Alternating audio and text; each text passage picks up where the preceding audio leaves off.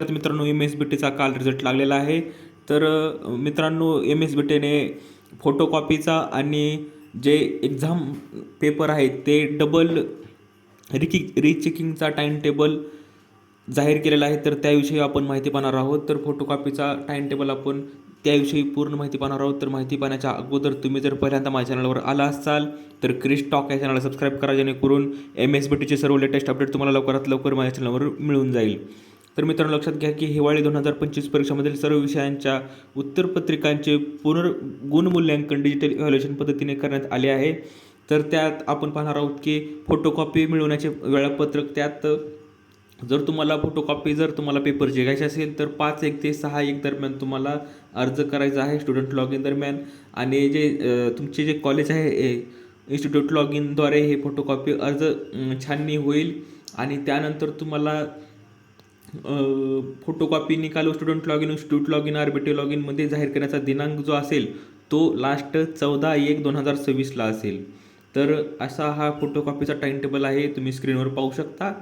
जर कोणाला जर अडचण पेपरमध्ये कमी जर गुण वाटत असतील तर तुम्ही फोटोकॉपी मागवू शकता. फोटोकॉपी मागवल्यानंतर जर तुम्हाला जर डबल रिअप्लाय म्हणजेच रिचेकिंग जर तुम्हाला रिइव्हॅल्युएशन पद्धतीने तपासण्यात आलेल्या उत्तरपत्रिकांचे पुनर्मूल्यांकन रिइव्हॅल्युएशनबाबतचे वेळापत्रक तुम्हाला पाहायचं आहे.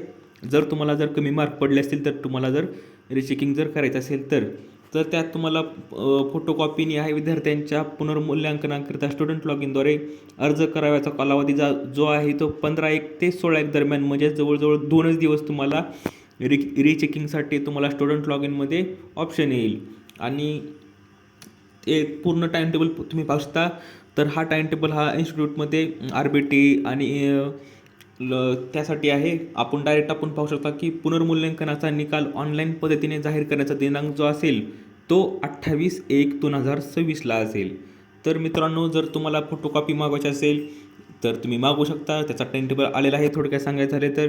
आणि रिचेकिंग जर तो तुम्हाला पेपर डबल रिचेकिंग किंवा तुम्ही फेल झाला असाल एका सब्जेक्टला किंवा तुम्हाला कमी मार्क गुण पडले असतील असं तुम्हाला वाटत असेल तर तुम्ही रिचेकिंगसुद्धा करू शकता. तर असा हा टाईम टेबल आहे. दिलेली माहिती समजली असेल तेवढं लाईक करा, जास्तीत जास्त शेअर करा आणि अशाच अपडेटसाठी क्रिश टॉक या चॅनलला सबस्क्राईब करायला विसरू नका. तर भेटूया पुढच्या व्हिडिओमध्ये मित्रांनो, भेटूया अशीच एक अपडेट घेऊन. तोपर्यंत धन्यवाद.